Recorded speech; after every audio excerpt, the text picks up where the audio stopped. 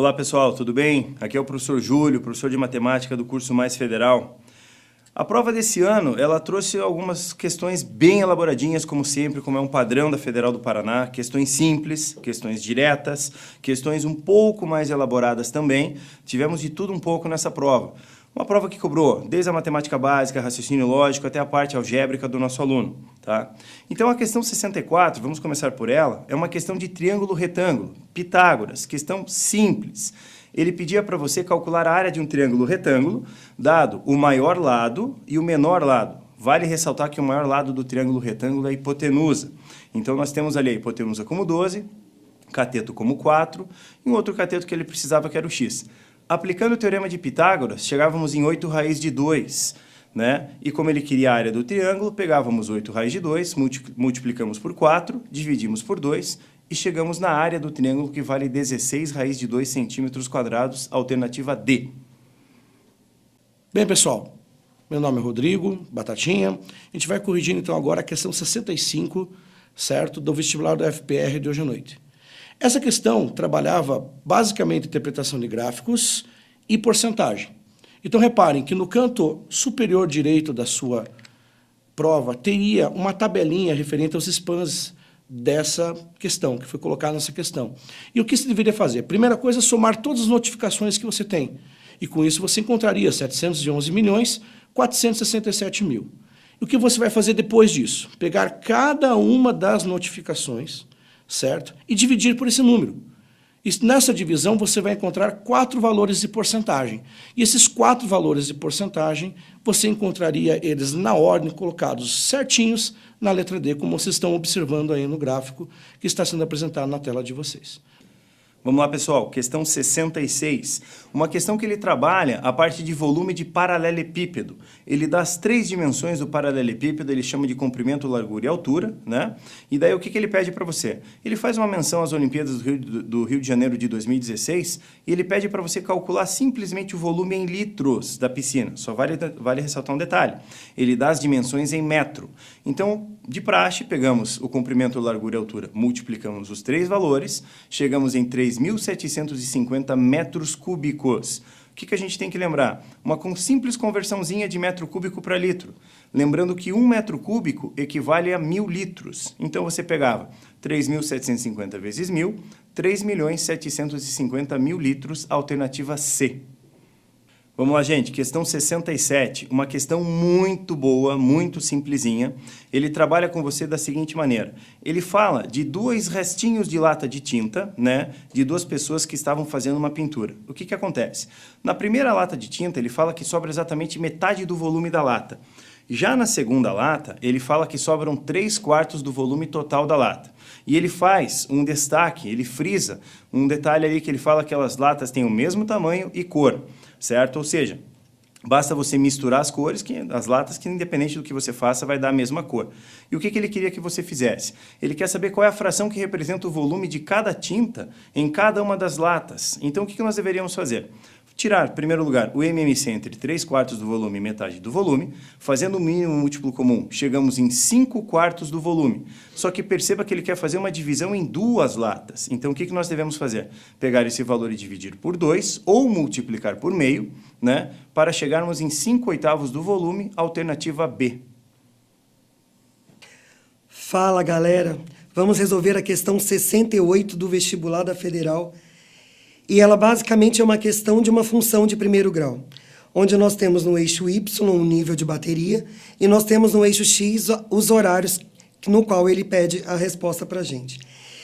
A questão, basicamente, a gente precisa fazer o quê? Calcular o coeficiente angular, pela fórmula que vocês já conhecem, que é o que é a variação de Y sobre a variação de X, e nós encontramos um valor de menos 10. Em seguida, nós fazemos o que? A substituição do coeficiente angular e dos valores de um y0 e um x0, os característicos de um ponto. Com isso, vocês encontram uma função de primeiro grau, onde y é igual a menos 10x mais 200. Para isso, basta substituirmos os 10% que é pedido na questão e encontramos as 19 horas como resposta, que seria a alternativa B.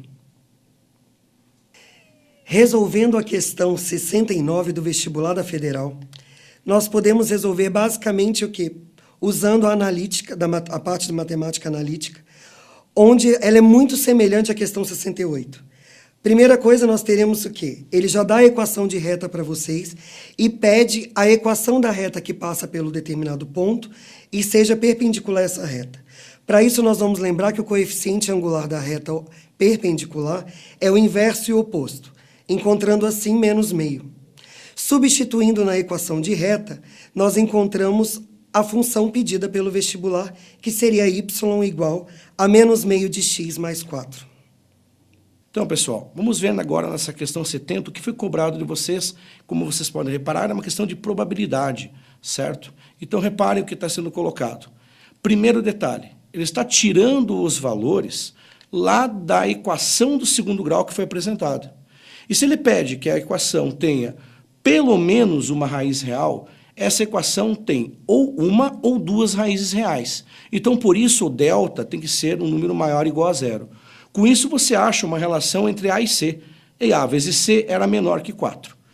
Agora, se você observar todos os resultados possíveis quando você joga 2 dados, que são, no caso, 36 resultados, apenas 8 deles você tem a utilização do AC. 8 deles apenas eram menores ou iguais a 4 quando multiplicados os seus valores. Então, nessas condições, você vai ter 8 possibilidades de 36 e, com isso, teríamos 2 resultados possíveis em 9. Ok? Questão tranquila de probabilidade para o aluno que estudou o ano inteiro, como o aluno que resolveu certinho as questões. Vamos voltar na questão número 71. E nessa questão 71, trabalhamos com polinômios. Então, reparem, no gráfico, que de 4, o primeiro item está correto, certo? Como está pedindo, porque ele pegando de 4 a 6, o intervalo de 4 a 6, como você vê na sua tela, a função é crescente, o gráfico está crescendo. Então, esse item seria verdadeiro. E se você olhar na mesma tela, observar o gráfico lá no ponto para x igual a 1, é o maior valor que o gráfico atinge. Automaticamente é o ponto de máximo do gráfico. Então, isso também fica como verdadeiro. O terceiro item, como a função é injetora, nós não podemos ter, por exemplo, o que acontece no eixo x. O eixo x tem 4 pontos que nós temos de intersecção do gráfico com ele. Isso faz com que o y igual a 0 tenha 4 valores de x diferentes. E isso não pode acontecer numa função injetora. Uma função injetora tem que ser de 1 para 1. Um valor do domínio ligado com um do contradomínio e vice-versa. Então, portanto, essa função não pode ser injetora, certo? Então, nesse caso, o item é falso. E no último item, o item fica falso pelo seguinte, ele fala que o gráfico representa uma função polinomial do terceiro grau.